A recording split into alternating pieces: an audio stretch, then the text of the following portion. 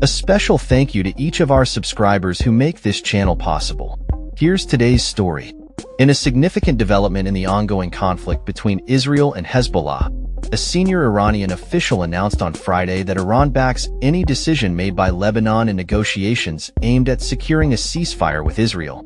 This statement from Ali Larijani, an advisor to Iran's supreme leader, underscores Tehran's desire to bring an end to the hostilities that have severely affected its Lebanese ally, Hezbollah.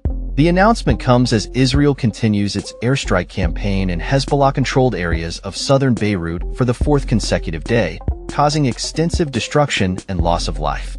The Israeli military has intensified its bombardment of the southern suburbs of Beirut, known as Dahia, flattening multiple buildings, including one located near the busy Taouna intersection.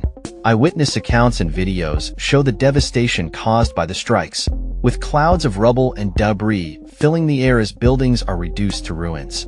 The Israeli military claims its targets included munitions warehouses and Hezbollah infrastructure, and it has issued warnings via social media identifying buildings slated for attack.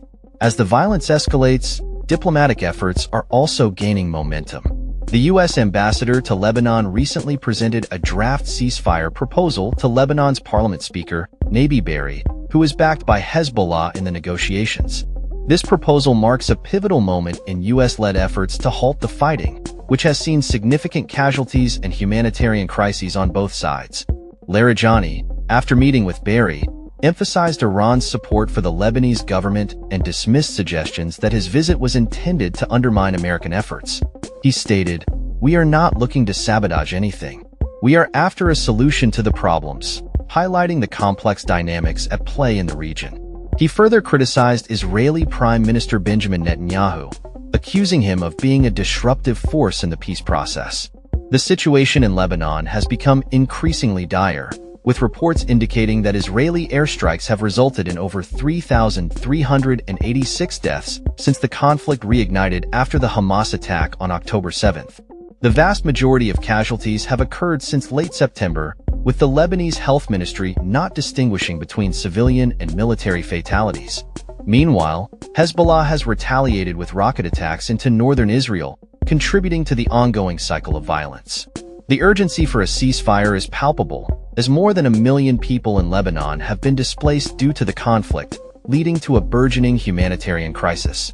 The international community, particularly the European Union, has condemned the violence, including a recent Israeli strike that killed 12 paramedics in Baalbek, calling it a grave violation of international humanitarian law. Despite the grim realities on the ground, Israeli officials, including Energy Minister Eli Cohen, have expressed cautious optimism regarding the prospects for a ceasefire, stating that the current conditions are the most promising since the conflict began. This sentiment is echoed by senior diplomats who believe that a resolution could be within reach, although significant hurdles remain, particularly regarding Israel's insistence on retaining the right to act against Hezbollah should any ceasefire agreement be violated.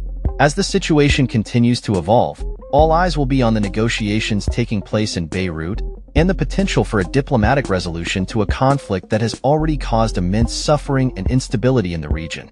The coming days may prove critical in determining whether a lasting ceasefire can be achieved, or whether the cycle of violence will persist, further complicating an already volatile situation. That's all for this story. We upload videos every day covering many different subjects, so hit that subscribe button to stay informed.